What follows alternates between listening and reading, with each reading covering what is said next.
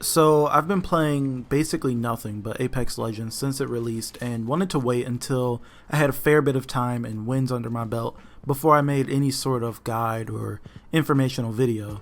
As of writing this, I have 114 games played with Lifeline and somewhere over 50 wins, but I can't check since this game doesn't have a detailed stat sheet, so all I know is that I'm somewhere between 50 and 100 wins according to the badges. And I've been trying to improve every game so that I can make this video. Now, I want to preface this by saying that there are people that say that luck is involved when going for a high kill game. And there's truth to that. There's a bunch of variables that come into play every time you load into a match. What kind of players are you in the lobby with? How many people are going to hot drop? How spread out is the lobby? And how many people will be eliminated before you can get to them? But even in less than ideal circumstances, you can still easily drop 12 or so kills solo and 25 kills as a squad. Whereas in a good lobby, you'll be able to get at least 15 by yourself with 2 or 3,000 damage and more than 30 squad elims. This video isn't just to help you get more eliminations, but also to win more games, so let's not waste any more time and get right into it. So I want to start off with, of course, the start of the game, dropping. There's usually 2 hot locations every game, the blue circle on the map that usually has a gold fully kitted out weapon, and the supply ship that is roaming around in the sky. If you're feeling pretty lucky or confident, you can drop into the circle or onto the dropship and try to find a weapon as soon as possible and fight everyone in the area. But what I like to do is drop to a location next to the circle, pick up 2 weapons, any armor and helmet, and as much ammo as possible, and sprint to the fighting immediately and pick up anyone who doesn't have a weapon running away, or fight whoever's left at the location. If I'm not anywhere near the circle or the dropship, I love to land at Skulltown, Slum Lakes, or Repulsor, loot as quickly as possible and fight any team that drops with us, and immediately make my way to any gunshot my team hears to third party or clean up a team who's looting and healing. Gunshots are really loud in this game and you can hear them from a ways away. Pair that with the fast movement and a smaller map and you're going to get third party quite a bit. If we don't hear any shots or anything, we start rotating towards the middle of the map from where we are.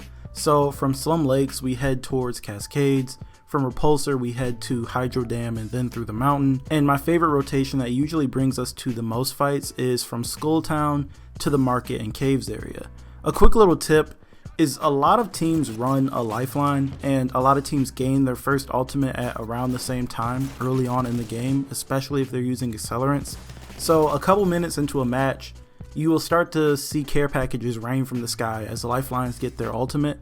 Most of the time it's an enemy care package as the game announces when it will drop a real care package and you can see it on the map.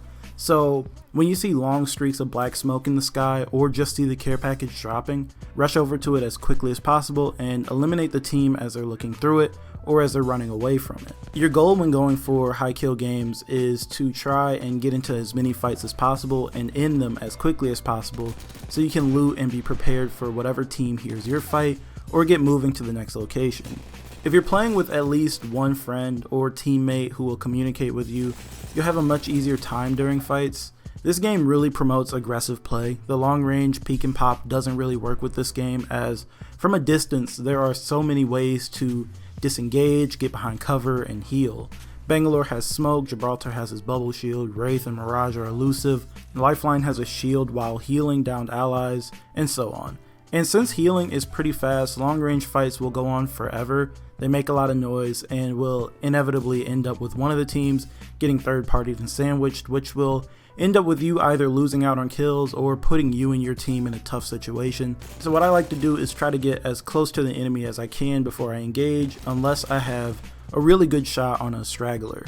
When you get into a gunfight in this game, it's not whoever gets first shot wins unless you let it. If you get shot at and decide to just aim down sights and try to tank the damage and hit your shots, more than likely you're going to die unless you have like a Spitfire and your opponent has an alternator or something. Movement is your friend and you can slide pretty shortly after you start sprinting. You can jump and crouch to throw your opponent's aim off since aim assist in this game is really light. You can sprint behind a box or a rock and climb over it or on top of it to get a shot at an enemy or get behind them. You don't really need to have top-notch aim to win a gunfight in this game if you put yourself in the right spot or can outmaneuver your enemy. Also, hip firing is really effective in Apex compared to other FPSs. you'll hit your shots pretty often, even at a short to mid-range distance, so staying calm and tracking your target will help you down that enemy fairly quickly. I usually only play with one other person, so a lot of the time we're playing as a team of 2 and end up in fights outnumbered, but with the large health pools you can usually win these fights if you don't try to tank damage or win trades. This map has so many different pieces of cover and buildings littered throughout that you can play cat and mouse. Use the walls and cover to break lines of sight and decide if you're going to keep moving or turn around and try to beam your enemy. If you get shot a few times while being chased and your shield breaks, don't keep running and try to heal. Your opponent can see and hear when your shield breaks and will probably try to chase you, climb on top of something, or down them when they sprint or slide around the corner, or turn around and meet them at the corner while their weapon is down.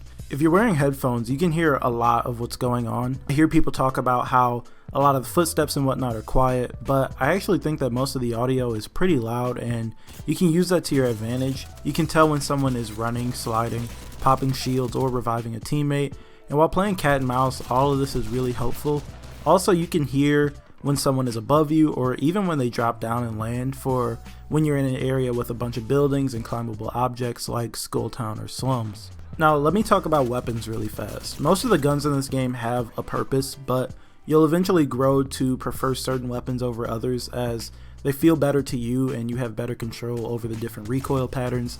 Honestly, in this game, use whatever weapons you like most. My ideal loadout is a Spitfire and a G7 Scout just because of the way I like to play.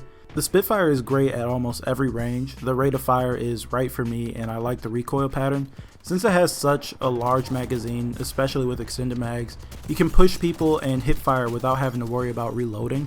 And I prefer the Scout over the longbow just because I don't like using long scopes and I'm not too accurate, so I can just take more shots with it. If I can't find a Spitfire, I'm happy with the R301 or the R99 as they both do a lot of damage if you land your shots and they have a pretty high rate of fire.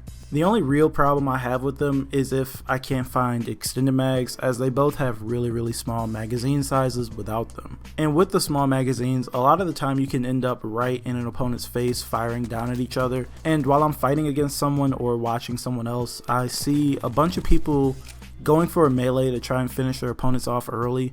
And there's two things about the melee you should know. It's pretty weak, it only does 30 damage, and unlike in a bunch of other first person shooters, the melee doesn't track or stick to the opponent. So like if you're used to playing Call of Duty or something, you can't go up to someone and press melee and glide over them to land the attack. In Apex, you have to be looking at them the whole time, which can be tough since there's very little auto aim in this game. So when you're going for the melee, be sure that it's going to finish them off. The damage values always pop up off of an opponent with a color, and of course every time you land a shot you'll hear whether they have armor or not. So once you hear the shield break and the numbers are white and you start hearing thuds when your bullets land, your opponent is close to dying.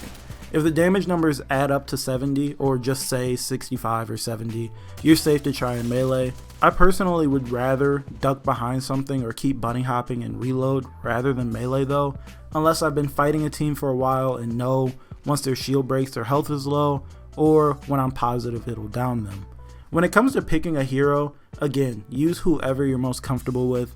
Each hero has their ups and downs. I usually use Lifeline and Bangalore just because I know that both of their abilities work well with how I play. Bangalore with her oppressive ultimate that forces teams to move, and Smoke that breaks lines of sight, but mainly Lifeline because of her fast healing and shield while reviving teammates. It makes picking up someone so much easier, even in the open. The care package is also really helpful for when you need shields, healing, and attachments, but I don't use it as often as I should as I'm always running to the next fight.